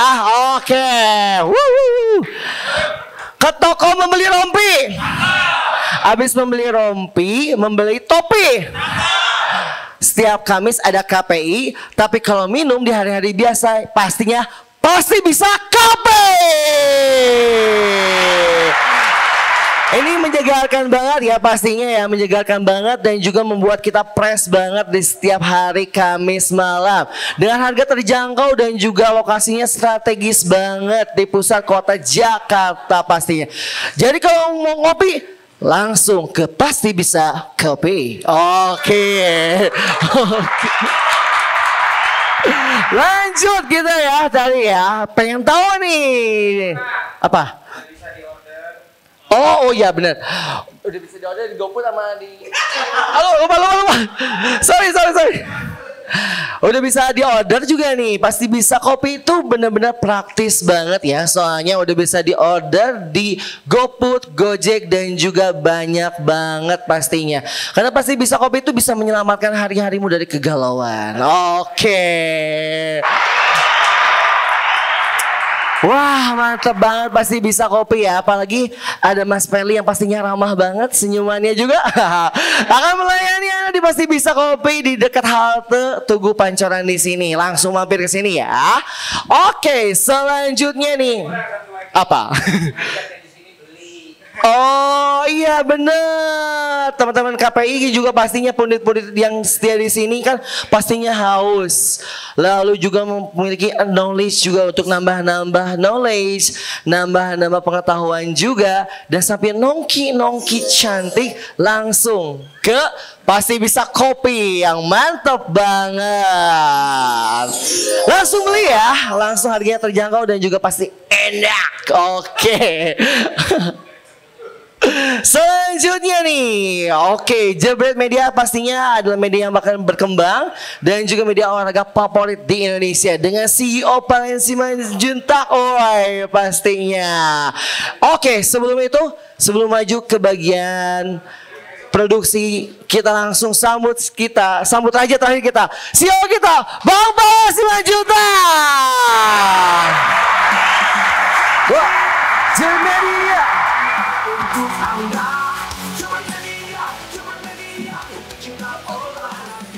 Oke, selamat malam semua teman-teman, terutama yang baru hadir. Thank you yang udah datang dari pengajar MNC ya, asalnya dari Labuan Bajo, anak SMK. Juga terima kasih juga teman-teman yang baru pertama kali tampil tapi udah pernah datang di sini. Juga teman-teman yang setia ada di sini. Gua harus membereskan dulu apa yang gue lihat dari tadi. Yang pertama, MC yang paling banyak pastinya itu pasti nggak akan gue pakai. Tapi karena ini ajang belajar, ini adalah pembelajaran buat Dio. Bagus banget mainin rhyme, mainin kata-kata yang sama di belakang, itu effort dan itu jadi ciri khas lo. Kalau bicara tentang personal branding, gue baru ngajar personal branding di Timnas kemarin sama public speaking. Jadi MC yang baik adalah MC yang dapat menemukan pilihan kata yang bervariasi. Lo udah bisa menemukan apa yang mau lo sampaikan dengan berbagai macam pantun, rhyme, tapi ketika koma lo selalu ngomong pastinya. Nah ini adalah satu kekurangan yang selalu gue ajarkan dalam kelas gue.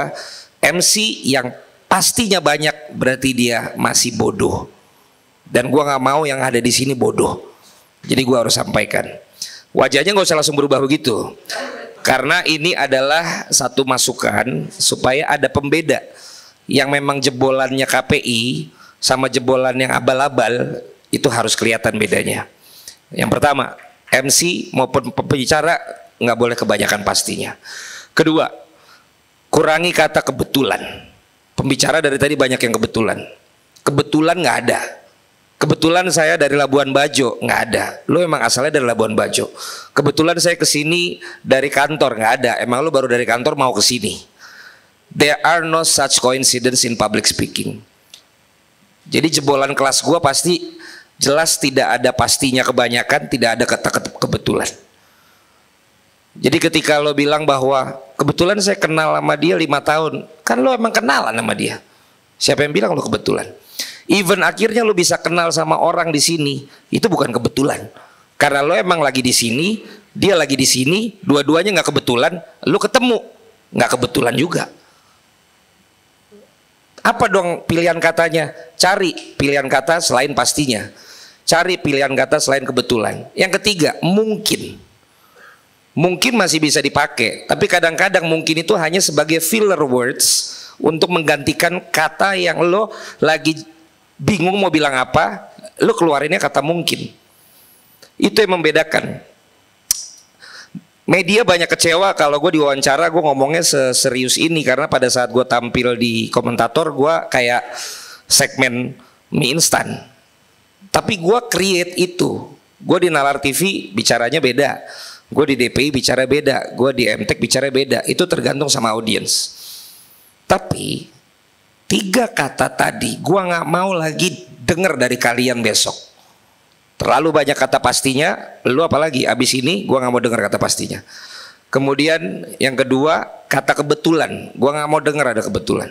Kebetulan gue fans MU, ya tolol banget lo bisa kebetulan fans MU. Kenapa gak lo ganti aja kalau emang itu kebetulan? Pasti kan karena itu nyangkut di hati lo. Kalau emang kebetulan lo fans MU, ngapain lo terusin lo fans MU? Kan tolol. Sebelum ngalahin lawannya 7-0, lupa direkam. Pasti langsung diserbu gue sama netizen. Ya Liverpool menang sama setan tapi kalah sama Robin Hood kan. Ya udah buat nyuci tuh barusan ya. Gue juga celah tim gue sendiri, jadi ntar jangan dipotong tuh videonya. Anyway, itu yang mau gue sampaikan. Yang keempat, tapi karena ini lu mirip Dias Angga ya waktu masih muda, ada back yang dulu di Persib sama di Bali United. Gue selalu bilang nggak usah minta dikasihanin. Pembicara yang baik tidak perlu bilang maaf ya karena saya baru SMK, jadi mungkin kata-kata saya tidak terstruktur. Jangan dibiasain. Mirip ya, betul kan? Kenapa? Cause I don't give a shit. Lu lulusan SMK kek, lu lulusan apa kek, I don't care. I don't care. Kenapa? Karena pada akhirnya ngomong lu bagus kayak tadi, terus akhirnya kita tahu bahwa lu lulusan SMK, kita lebih appreciate lu.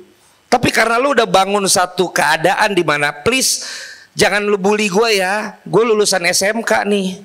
Lu malah udah membangun satu barrier sama pemirsa, sama pendengar lu.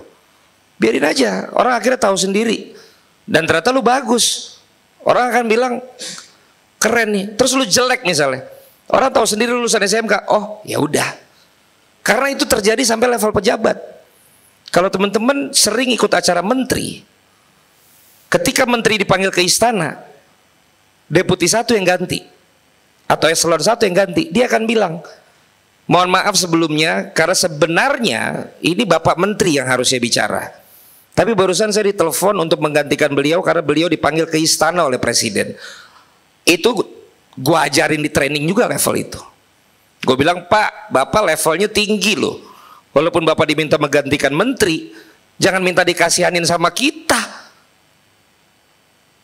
Karena tetap aja lu punya otoritas untuk berbicara dan lu diberikan kuasa itu oleh orang yang harusnya berbicara. Dan ketika lu tampil dan lu berbicara mewakili menteri atau siapapun itu bagus.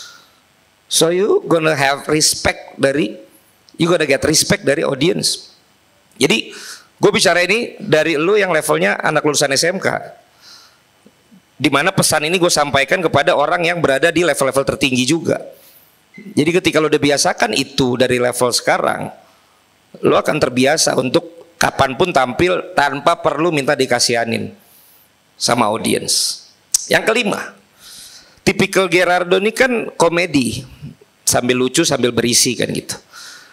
Tapi lo harus make sure bahwa ketika omongan komedi lo nggak kena dan itu ngebom kalau kata anak komika, lo harus siap dengan plan B-nya. Tapi kan karena ini juga tempat latihan, jadinya ketakar kan. Tadi mana omongan lo yang masuk dibalas ketawa, mana yang enggak, mirip sama belakangnya si Mas Rehan. Tapi itu gaya yang asik banget untuk ngomongin bola. Tapi inilah tempat latihannya. Oh, gue masuk ke situ ternyata kurang dapat ketawa deh. Nah pas nggak dapat ketawa, either lo ketawain diri lo sendiri atau lo harus lempar sesuatu ke audiens lo, karena kalau enggak lo akan backfire gitu, dia akan balik lagi ke lo, ya dia nggak ketawa lagi. Makanya komika kan sering itu nggak kena ya gitu misalnya, baru lo lanjut lagi ke selanjutnya. Karena kan kalau lo pakai sistem komika berarti kan lo beat by beat kan. Kalau sistemnya kayak Rizal, dia kan emang pembicara aja gitu. Kalau teman-teman kan main ini scene by scene kan, tek nggak kena. Lu udah siapin scene kedua, karena tadi kena mental, karena gak ketawa, lu suka bisa lupa. Terjadilah. Itu kan lu recall kan. Anjing gak kena lagi tadi. Ngomong apa abis ini ya. Itu harus lu pastiin. Gue bicara sama lu karena sebenarnya ini harusnya adanya di akademi gitu, yang berbayar ya. Tapi karena gue lihat teman-teman makin komit di sini, ya gue bersedialah untuk kasih ilmu gue sedikit.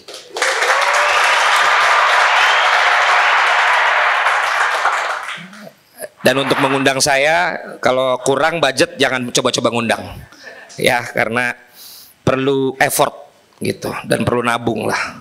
Kecuali yang pakai pertemanan itu pasti gue datang, termasuk kenalar itu gue pertemanan gue datang tuh.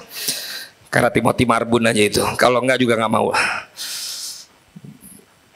Lumayan lagi kemarin viewersnya ya. Terus yang mau gue sampaikan, gue nggak ngomong tentang UCL karena ntar teman-teman aja. Gue tadi bilang sama Rizal ya, DPI muda setiap Selasa di luar dari eksklusif talent kita, si Rizal, Fahri sama Dava, kita akan ambil dari KPI setiap Selasa 1 orang, Brar. Kita ambil dari KPI setiap Selasa 1 orang yang akan dipilih oleh Rizal. Jadi teman-teman make sure kalau mau dapat airtime di salah satu channel bola terbanyak subscribersnya dan viewersnya di Indonesia, kalian harus bisa mengambil impresi yang baik dari ketua harian dan dari Dava. Karena ketika kalian dapat airtime, kalian akan juga dapat kesempatan dilihat banyak orang. Dilihat banyak orang, akan ada feedback. Akan ada feedback, mungkin akan ada rezeki buat kalian untuk dikontak dan dihubungi atau mungkin juga ngisi di mana. Itu adalah komitmen KPI ini buat kita bisa latihan, bisa jadi tempat network, bisa jadi tempat kalian dapat manfaat secara karir kalian dengan cara teman-teman masing-masing. Jadi gue nggak akan kasih food on the table, tapi gue kasih ingredientsnya. Masalah akhirnya ada yang bisa ngolah atau enggak itu kan teman-teman sendiri. Makanya gue sampaikan itu juga ke teman-teman timnas kemarin, it's all about personal branding. Kalau lo masih jadi pemain bola tapi lo suka dugem, ya jangan kelihatan dugemnya. Karena lo pemain bola, tapi lo DJ yang suka main bola, jangan lo liatin main bolanya. lu liatin DJ-nya. Tapi lebih baik lagi lu pemain bola tapi lu gak suka dugem. Karena lu jadi diri lu sendiri. Lu gak capek untuk membungkus personal branding lu. Makanya paling enak Hotman Paris. Iya dia dugem terus. Jadi kalau dia dugem orang juga ya emang begitu personal brandingnya. Nah teman-teman sekarang di segala profesi mau membangun brandingnya seperti apa? Itu yang gue sampaikan ke anak-anak timnas U20 kemarin.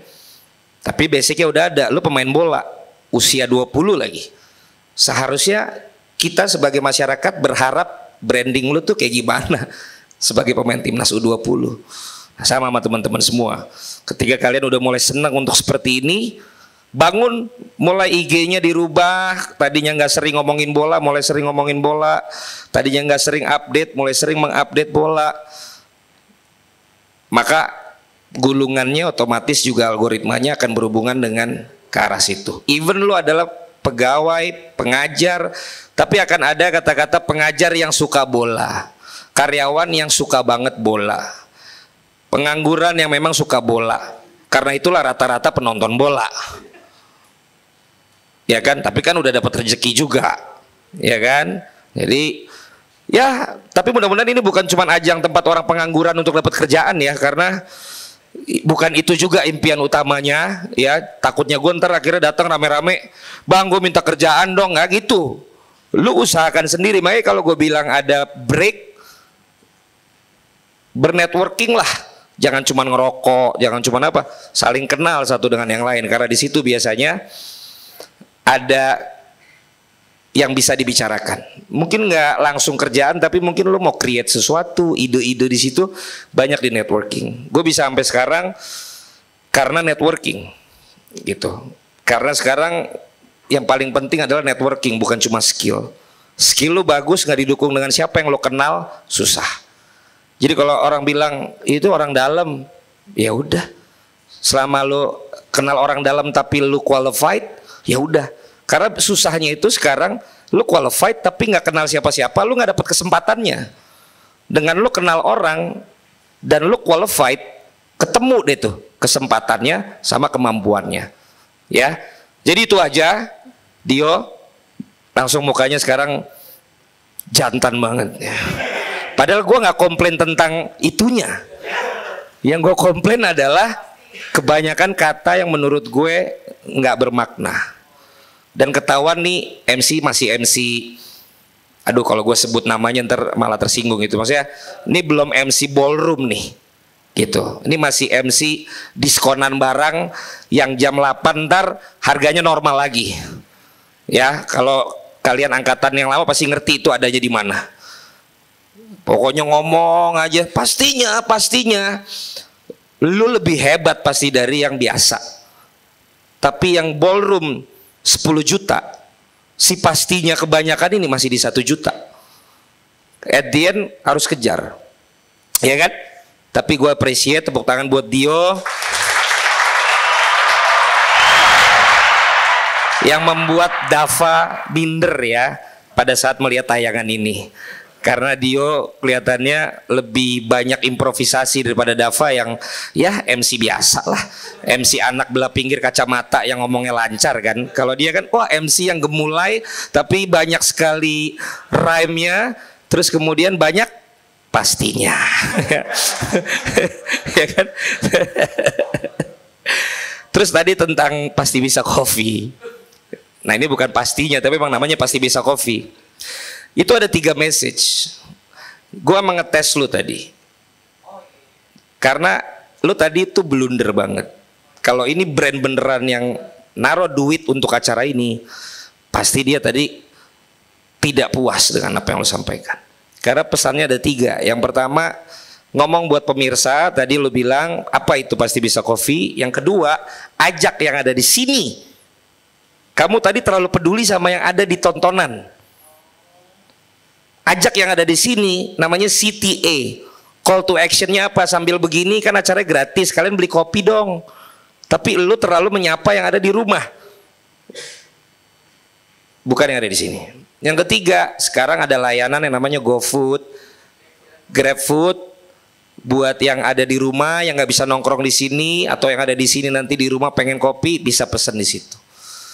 Harus latihan adlibs karena adlibs sangat penting dan brand akan melihat wah gue seneng nih di adlibsin sama dia. Paling terakhir gue paling nggak suka ada yang masih pakai kata apa namanya apa namanya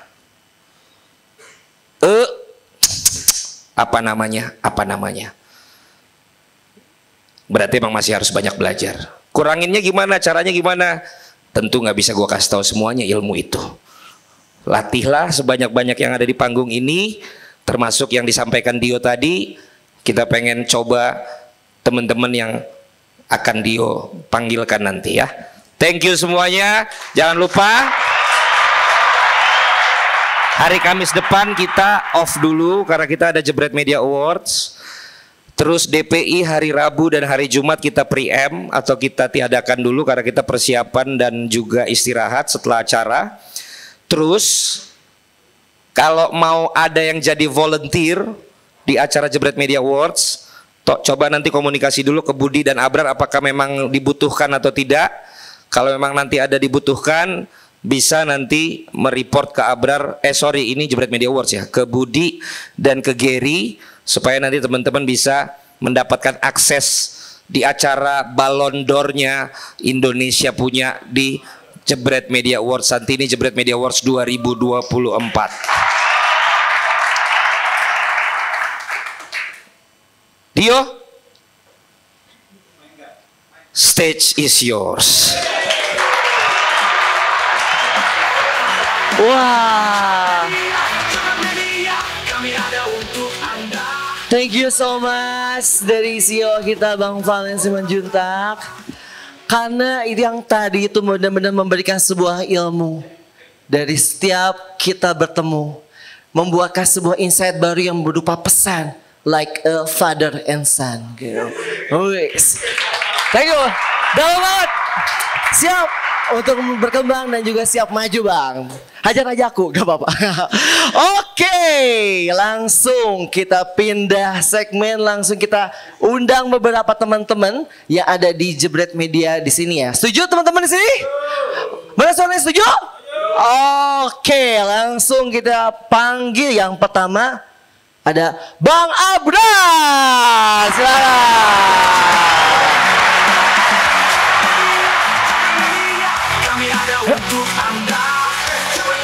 Oi.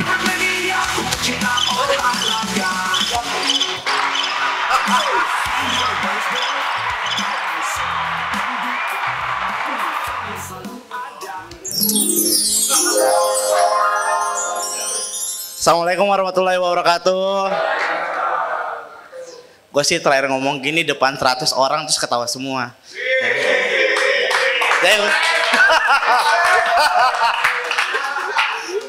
Kan diajarin Bang Valen gak boleh alasan, gak boleh dikesianin. Gue sih emang udah siap begitu. Duh. Ini gue sharing apa nih ya? Oh ngomongin Jebret Media aja lah. Gue sharing pengalaman gue di Jebret Media. Oh champion boleh Bang. Jadi gue ada fans Arsenal. Champions League adalah kompetisi yang menyeramkan buat fans Arsenal.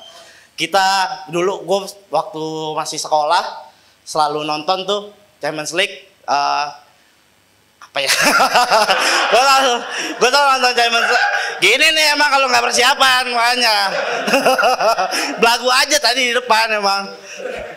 Ya gue nonton Champions League dari dulu nggak pernah lihat Arsenal juara kan. Dan selalu menjadi anomali di peringkat di babak 16 besar selalu ketemu tim-tim sulit. Lawan AC Milan, lawan Barcelona eranya Pep, terus sekalinya gampang lawan AS Monaco kalah sama golnya Kondogbia yang dibeli Inter terus nggak bisa apa-apa juga. Makasih disupport, makasih. Iya, jadi gue fans Arsenal, pemain Arsenal favorit gue tuh justru Theo Walcott. Gue nggak sok pinter gue fans Thierry Henry, gue fans Bergkamp, nggak nonton gue era itu, gue belum mengerti waktu gue masih kecil. Gue justru pertama kali tahu bola dari kakak gue cewek, jadi gue nonton bola pertama kali 2002, Gue nonton Inggris 2002 Piala Dunia. Gue taunya Beckham waktu itu, gue masih TK. Gue tau Beckham karena Beckham kan paling ganteng ya kan waktu itu kan. Cewek-cewek sukanya Beckham gitu. Yaudah gue nonton Beckham, tapi gue benci MU dari dulu. Karena kalau gak tau gue dari dulu nggak suka banget sama MU. Sampai sekarang sotoy fansnya. Tadi ada 3 orang ngaku fans MU. Lu nggak malu aib lu buka. Mending lu jaga gitu. Diem aja, malu. Jangan aib lu buka. Udah ditutup malu lu buka ya kan. Makasih. Iya, gue ngefans sama Theo Walcott dari 2000. Gue mungkin mulai paham bola 2009 gitu ya, mulai ngerti lah. Kan itu 2009 tuh gue waktu itu masih SMP. Gue suka Theo Walcott dengan generasi Inggrisnya Arsene Wenger, ada Kieran Gibbs, ada Chamberlain, ada Gnabry, ya itulah yang bego-bego itu dikumpulin dan satu pun gak ada yang bagus. Terus gue ngelihat Arsenal dibantai MU waktu Jenkinson kartu merah. Gue lihat Van Persie tendang penalti gak masuk ya kan. Ya itu sampai sekarang masih gue rasain di 2 musim terakhir. Gue ngerasa Arsenal punya harapan juara UCL, ternyata juara UCL kejauhan ya, juara IPL 2 musim berturut, ternyata pada akhirnya nggak juara juga. Jadi kan Coach Justin selalu bilang target Arsenal itu juara UCL dan IPL.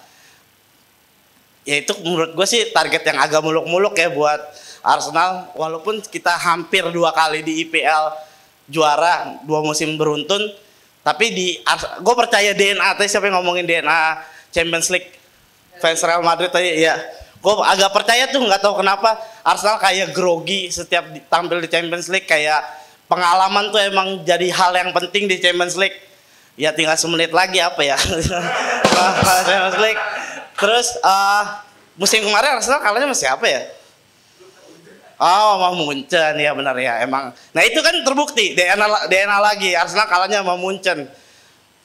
Terus gue ngomong apa nih? Ya pokoknya gue kayak gitu dah. Apa sih? Gue nggak tahu ngomong apa. Ya terus gue cerita ini aja dah. Arsenal ini Jebret Media. Gue kerja di Loncat, nggak tahu ngomong apa lagi gue soalnya. Jebret Media, gue kerja di Jebret Media tuh dari awal episode DPI. Gue dulu anak magangnya net soccernya net ya. Jadi gue banyak kenal. Jadi di sini tuh banyak alumni net soccer. Jadi gue diajak. Nah tadi kan Bang Valen bilang di mana ada kesempatan lu manfaatin sebaik mungkin. Nah itu mungkin gue dianggap ya dibilang bagus juga enggak, yang tersedia kali ya, yang kira-kira ini bisa nih kayak gitu aja. Terus nggak kebetulan. Iya, gue lagi belum kerja, ditelepon sama Mbak Gie waktu itu, mau ada Jebret Media nih DPI episode pertama, mau ikut gak? Ya mau lah, orang lagi nganggur ya kan. Sampai hari ini gue udah hampir 5 tahun di Jebret Media. Udah 5 tahun ngomong masih kayak gini kan berarti kagak ada yang salah ya. Udah itu aja lah, gue gak tahu ngomong apa. Makasih. Assalamualaikum warahmatullahi wabarakatuh. Oke, kita langsung mungkin kita undang nih yang bisa nge-share pengalamannya kali ini. Ada Anggi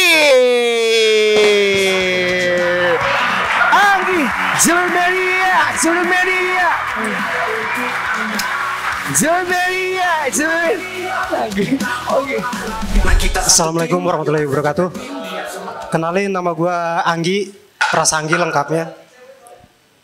Kalau ngomongin UCL ya berarti ya, kurang lebih saya deg-degan ini pertama kali ngomong di panggung ini. Sebelumnya kalau ngelihat acara ini sih buat saya brilian banget sih ya. Asli. Dimana emang pertama kalau bicara pengalaman saya pribadi, betapa wadah-wadah itu yang kayak gini, khususnya di diskusi sepak bola ya, mengenai soal wadah kan itu emang luput dari banyak perhatian orang, padahal kita banyak potensi, baik itu di bidang apapun lah. Nah, buat saya pribadi sangat mengapresiasi dengan adanya acara seperti ini. Idenya sekali lagi bukannya saya mau ngejilat atau apa, emang ini brilian banget. Kan? Nah, kalau ngomongin UCL dari tadi kan tema besarnya kan UCL ya. Kalau saya mungkin nggak bicara secara lebih jauh. Maaf saya ngomong tadi. Karena itu beneran jadi perhatian saya, itu dilarang diharamkan lah ya. Jadi kalau ngenain UCL tadi bicara dari, mungkin kalau saya bicara tentang keindahannya ya. Saya besar juga atau tumbuh kembang saya juga kurang lebih banyak sepak bola nih yang ngegedein saya. Dari zaman saya SMP itu kan banyak bacain, waktu itu kalau orang-orang banyak majalah atau koran bola, saya lebih ke tabloid soccer tuh. Tumbuh kembang saya diiringin sama tabloid soccer.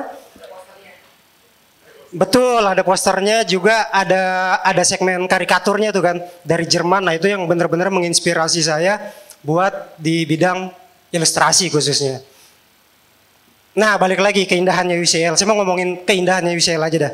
Kurang lebihnya UCL itu buat saya dulu di zaman masih ngikutin banget, enggak seperti sekarang.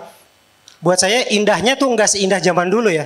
Dimana kalau kita lihat theme songnya, ngedenger theme songnya itu kan bener-bener merinding gitu ya. Hawanya, nuansanya kurang lebih diciptain sama Tony Britton kalau nggak salah tuh theme songnya kan.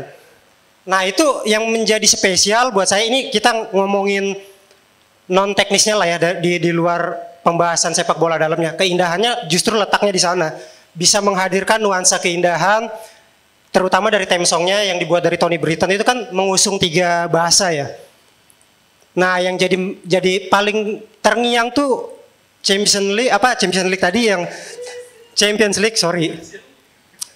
itu buat saya tadi keindahannya terutama di theme songnya yang setelah ditelusurin ternyata unsur 3 bahasa terkandung. Cuman waktu saya amatin di awal belum tahu kalau itu pakai 3 bahasa, kok kayak terngiang salah satu liriknya begini.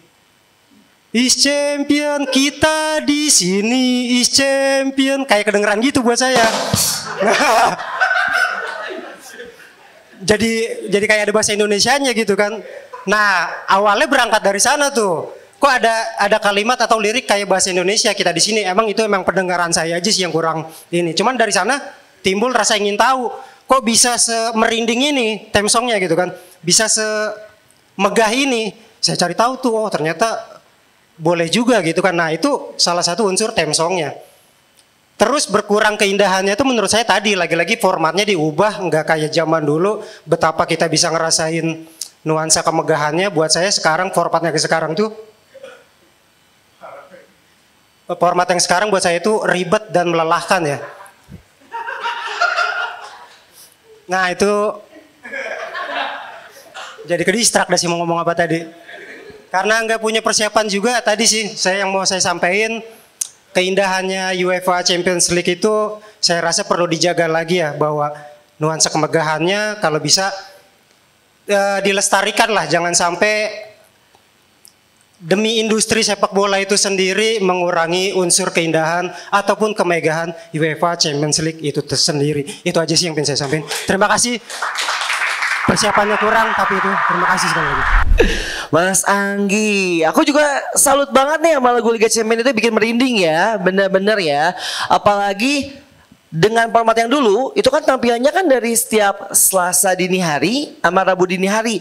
Nah kalau sekarang ribet, Selasa dini hari, Rabu, Kamis, ada Jumat juga ya. Jadi bener-bener Liga Malam Jumat tuh, jadi UCL juga Liga Malam Jumat sekarang ya. Jadi bikin ribet juga ya. Terus banyak tim-tim yang kalau bisa gue bilang kurang layak mungkin ya masuk ke Liga Champion ya. Soalnya 1-36 ya, jadi kebanyakan banget ya. Dan juga kalau dia nggak beruntung untuk masuk 1-8 tuh ribet, struggle banget. Karena kalau misalkan peringkatnya 9-25 nanti ada playoff lagi. Padahal pemain tuh pengen ngegas kan ya, tapi tenaganya tuh benar-benar dikuras. Jadi sehingga pas tampil ngepas-pasan banget gitu, jadi nggak enak banget ya. Penampilan selanjutnya, wah ada Bang Rio. Selamat malam semua.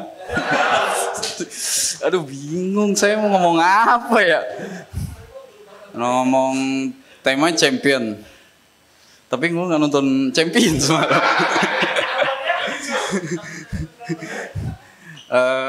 Gue fans Liverpool. Kemarin nonton Liverpool juga udah menit ya setengah babak lah. Lupa gue. Duh ngomong apa bang? Gak bisa. Gue nonton Liverpool pas Leo ngegebok si siapa tuh? Aduh Konate apa siapa? Bukan dong. Aduh bang, ngomong apa bang?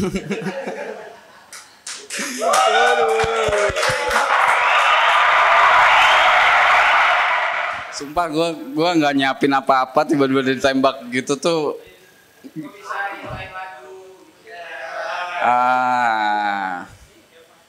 Ya abang tau lah gue suka kreatif gitu. Suka ngide-ngide bikin apa, besok bikin apa gitu kan bang.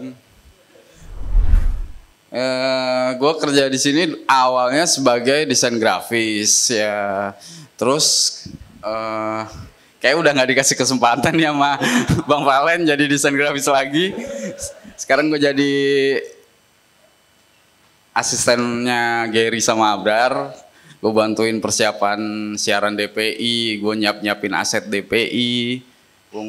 Ya pokoknya apa yang diminta Abrar sama Gary gue bantuin semua.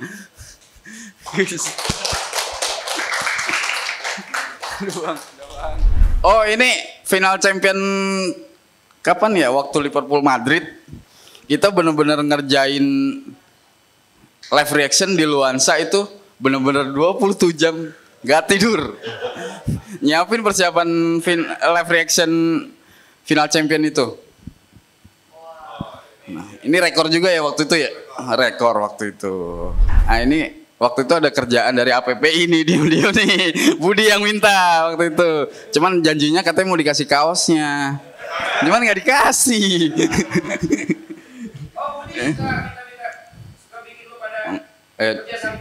Enggak dulu bang. Sekali ini doang bang. Sumpah sekali ini doang bang.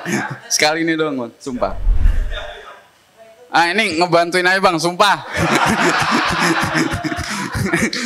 Bukan dia minta, gue yang ngebantuin bang. Ya dari gue cukup segitu aja ya bang. Teman-teman semua, makasih. Harus tetap tonton di Jebret Media karena di sini ada komunitas pandit yang ngobrolnya langsung, nggak berbelit-belit, dan di sini kaum elit. Thank you semuanya, selamat malam semua. Apa? Oh ya, maaf. Sorry. Nah sebelum menutup ini acara hari ini, acara yang gokil pastinya.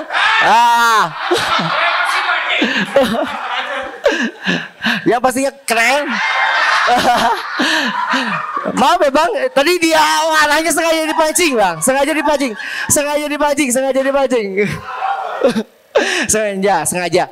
Kita langsung lanjut nih ke ketua harian kita untuk ngomong sepatah dua patah kata sebelum kita penutupan hari ini. Silakan.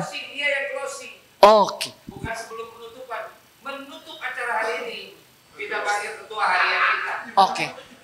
Oh iya bang. Oke. Untuk menutup acara hari ini kita panggil Bang Rijal selaku ketua harian Jebret Media. Ketua harian acara ini.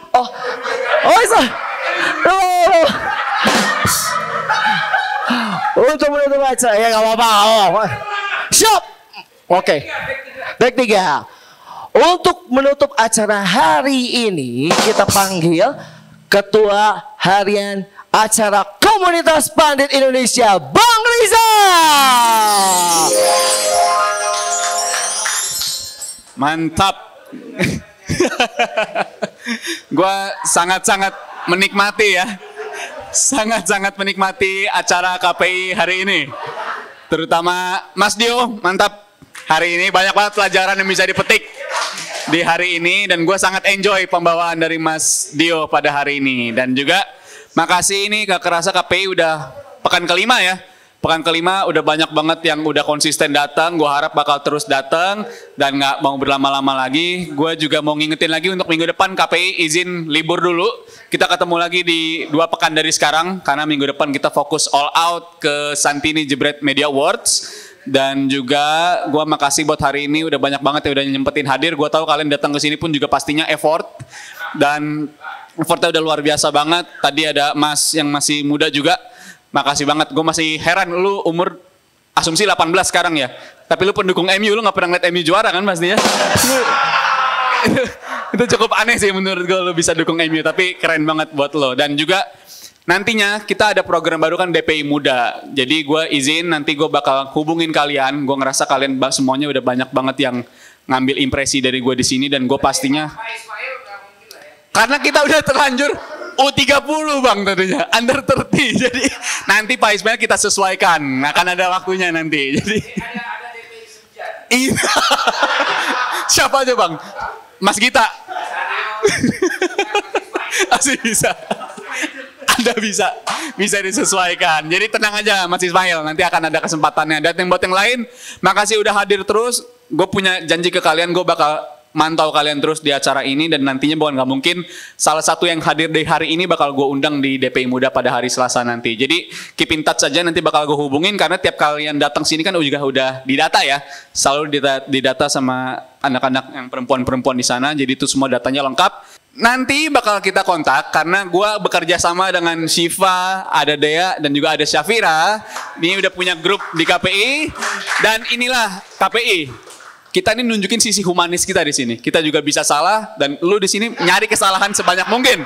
Karena nantinya bakal dapet input-inputan yang bakal luar biasa banget. Karena yang gua tahu kalau lu dapat masukan dari Bang Valen tuh harganya nggak murah. Sangat-sangat nggak murah dan banyak banget yang sekarang udah muncul di TV. Jadi lahan basah nih di sini juga. Jadi gua harap ini bakal jadi kesempatan buat kalian banget karena gue selalu nginget juga untuk istilahnya count your blessings ya. Dulu gue juga ikut dari program setianya Jebret Media namanya Nobra dulu di Zoom dan gue selalu jadi peserta di sana dan datang kesempatan buat gue muncul di DPI dan itu gue makan umpannya. Dan gue harap kalian juga bakal makan umpannya nanti ketika kalian muncul di program DPI Muda. So penutupan dari gue sekaligus habis ini udah ya, udah gue tutup ya. Makasih banget yang udah hadir. Kita ketemu lagi dalam waktu 2 minggu. Makasih Bang Valen, makasih Bang Bule, makasih tadi ada Mas Rio yang udah ngasih pengalamannya, Bang Anjar dan juga tim produksi yang gak ada capek-capeknya buat dukung kita terus, Bang Jul, Bang Abrar, Mas Budi, Bang Geri dan ada Mas Arif di luar sana. So ketemu lagi dalam 2 minggu. Mas Anggi juga. See you semuanya.